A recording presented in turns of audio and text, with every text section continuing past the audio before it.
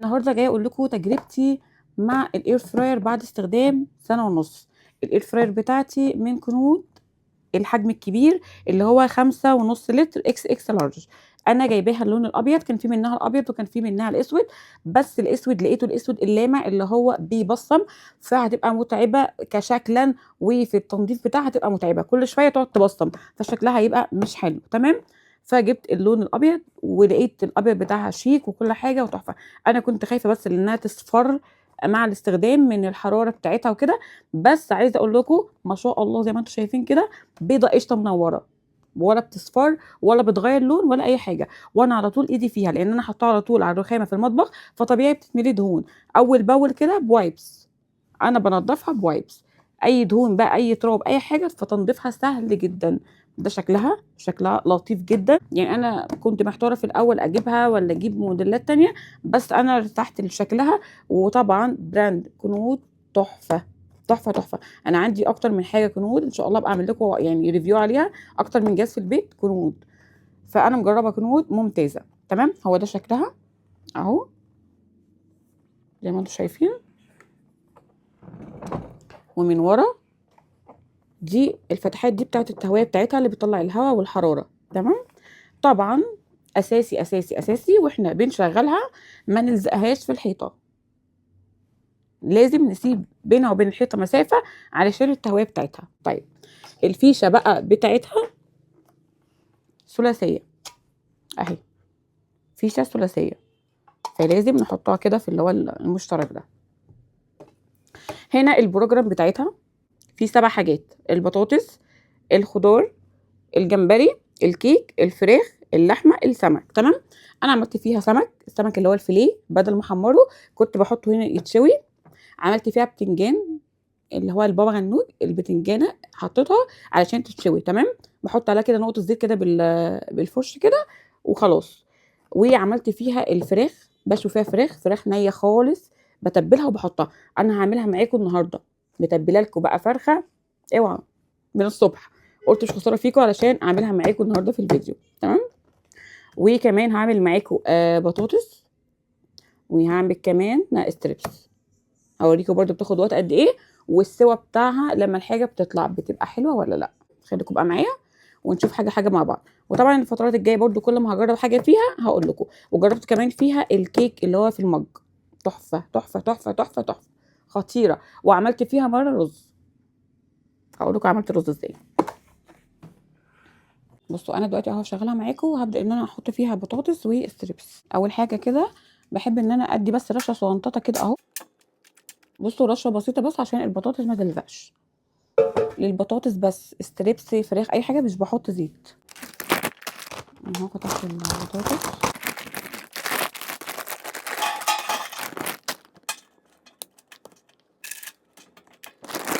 تمام، وهعمل كمان اهو ستريبس معاكم.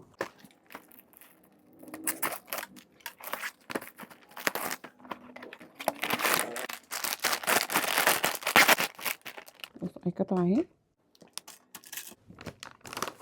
القطعه التانيه كمان اهي، بصوا ما شاء الله اهي. حطها بقى كده،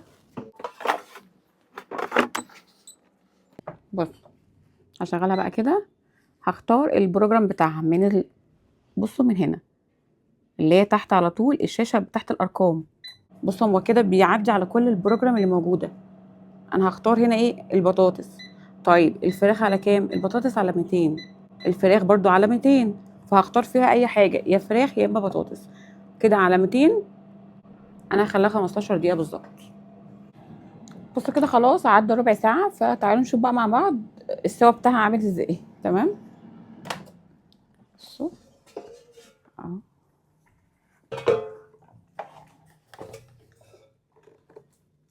ما شاء الله ما شاء الله، شايفين؟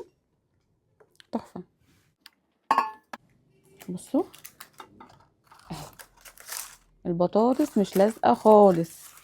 بصوا بقى عشان كده انا بقول لكم ان انا برش رشه صغنططه عشان ما اضمنش ورق الزبده. احيانا في ورق زبده بجيبه ما بيلزقش. تمام، وفي كمان ورق زبده بيلزق، فانا عشان منع اللي كده او كده لازم بحط رشه صغنططه من الزيت. طبعا الزيت ده من الستريبس مش من البطاطس اهو. شايفين؟ هنزل لكم برضو البطاطس اهي اهي خطيرة اهي، والستريبس اهو. بصوا بقى الحلة بتاعتي بتفضل نضيفة وزي الفل. تعالوا بقى نشوف مع بعض السوا بتاع الستريبس اهو. بصوا اهي استوت اهي من جوه زي ما انتم شايفين. ربع ساعة بالظبط اهي تبقى زي الفل. والبطاطس بتاعتي اهي خطيرة. هجيب لكم بقى دلوقتي الفرخة ونعملها مع بعض. تمام؟ مش هوصلها فيكم الفرخة بصراحة. تبلتها الصبح اول ما صحيت وقلت ان انا هعملها معاكم، فسبتها في التتبيلة وقلت اعملها بقى معاكم كده في الفيديو. تمام؟ وهتعشى بيها طبعا اكيد يعني. هنجيب ورقة الزبدة برضو هنحطها. اوكي. وهنجيب بقى الفرخة كده اهو. بصوا في التتبيلة من الصبح، عايزة اقول لكم من الصبح اهي. فرخة ما شاء الله ما شاء الله تحفة.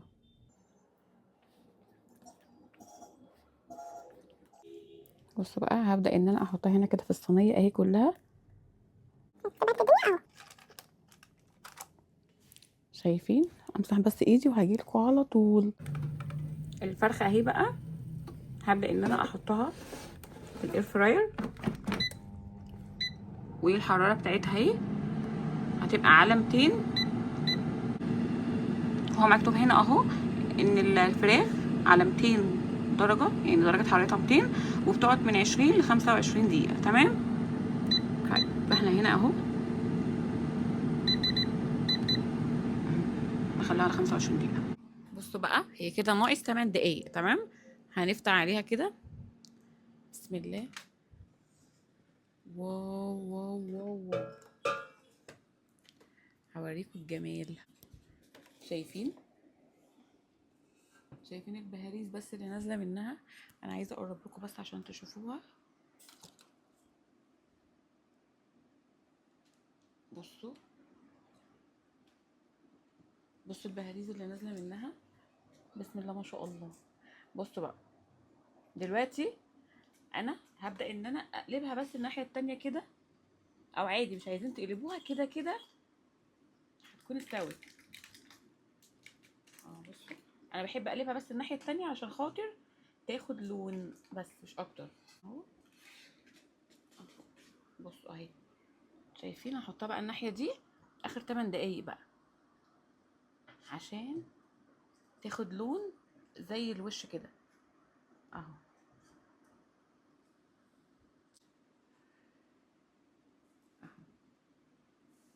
هرجعها بقى تاني ال8 دقايق دول، وهرجع لكم تاني بعد ال8 دقايق،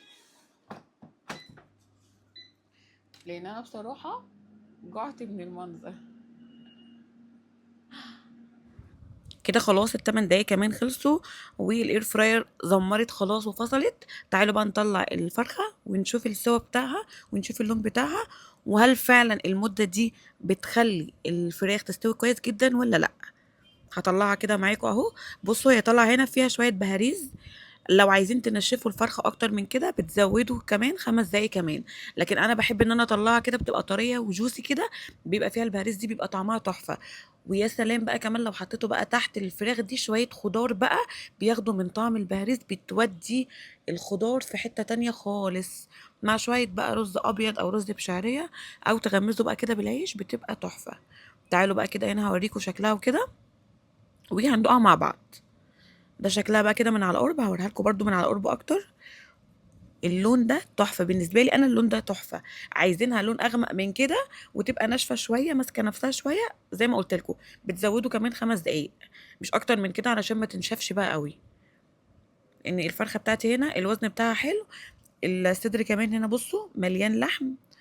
هندوها بقى مع بعض دلوقتي ونشوف السوا بتاعها علشان ما تقولوش ان هي استوت بس من بره كده وخدت لون ومن جوه نيه، لا انا على طول بعملها، وعايزه اقول لكم بتطلع تحفه، احلى من ان انا بشويه في الفرن. هتقولوا لي ايه الاحلى في الفرن ولا في الاير فراير؟ هقول لكم لا، انا من ساعه ما جبت الاير فراير وجربت فيها الفراخ، عايزه اقول لكم يعني بتوفر عليها وقت ومجهود وكطعم. انا على طول بتبل الفرخه كده، انضفها، اجيبها انضفها، انقعها في محلول النقع بتاعها، وبعد كده احطها في التتبيله بتاعتها بقى ساعه ساعتين براحتي، وبعد كده احطها على طول بس في الاير فراير.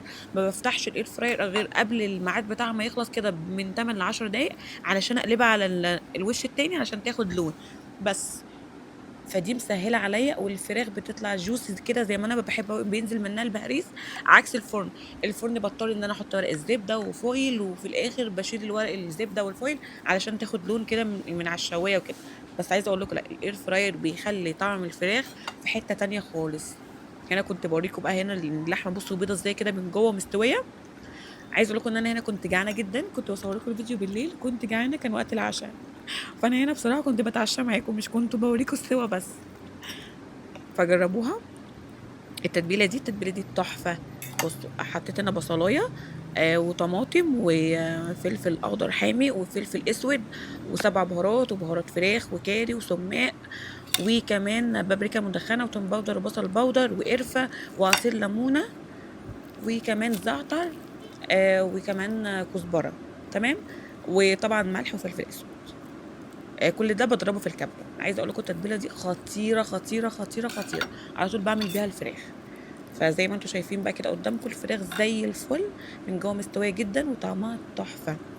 فاي سؤال كده اكتبوا لي في الكومنتات وهرد عليكم لو حابين تسالوا في اي حاجه، وان شاء الله اول ما اعمل فيها تاني برضو حاجات تاني هصورها معاكم واقول لكم برضو تجربتي فيها.